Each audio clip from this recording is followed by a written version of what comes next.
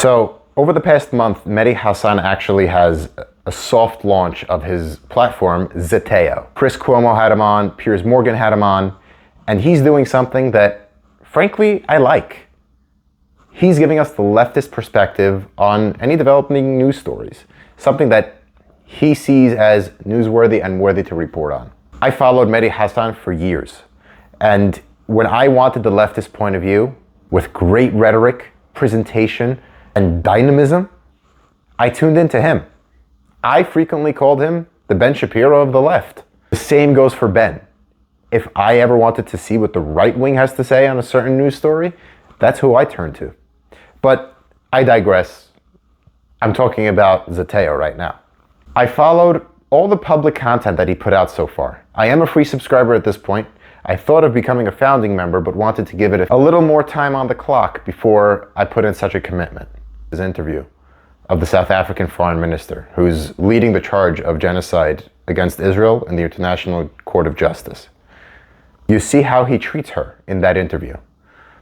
It's frequently floated in the political content world that Medi Hassan was actually let go of his MSNBC job and Peacock show because of the way he treated Mark Regev, the spokesman for the state of Israel at the time. The treatment was hostile. Classical Medi Hassan. But he should be. Bringing up sources, stretching certain data points to make it look bad onto Mark Regev so that Mark Regev has to fight back in a way that is on defense, not on offense. Medi is the type of interviewer that goes on offense. There was not the same offense when interviewing the South African foreign minister. He brought up some counterpoints to her presentation. But nobody can stand by and tell me that Foreign Minister Pandor's interview was the same thing as the Mark Regev interview. He also had UN Rapporteur Albanese on his show and on his interviews. She didn't get the same treatment as Regev. She didn't get the same treatment as a West Bank settler got on his Al Jazeera English. As far as dynamism, he does well. As far as fairness, I question. If he's seeking the truth, all treatment should be fair. Everybody should be subject to the same level of scrutiny. But if he's seeking just to promote the leftist point of view, to divide us further and to show that the only way to believe that the world can be good is through a leftist point of view, I think that takes away from the integrity of his journalism.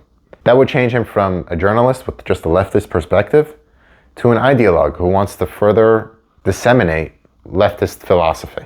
As somebody who's an intellectual seeking a thought-provoking world around me and a critical thinking to what's going on, that's just something that would lead me to take his perspective into account, but with a little more of a grain of salt.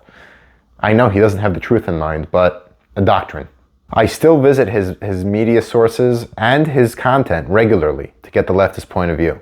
But the lack of fairness is getting me skeptical at the least. Recently, Alon Levy, the former spokesman for the state of Israel, decided to take into his own hands in the world of Twitter a tweet saying, I'll put it up on the screen and have you read it. If Alon Levy actually had a direct message from Medi Hassan to get on his show, he should have taken it. But Medi should have treated Alon Levy as fairly as he did the rest of his guests. Which treatment will he get? Albanese Pandor treatment or the Regev treatment? From these three interviews, Medi clearly has different standards for different guests. Maybe a fluke, maybe not. But what is Medi really after? The truth or furthering leftist philosophy?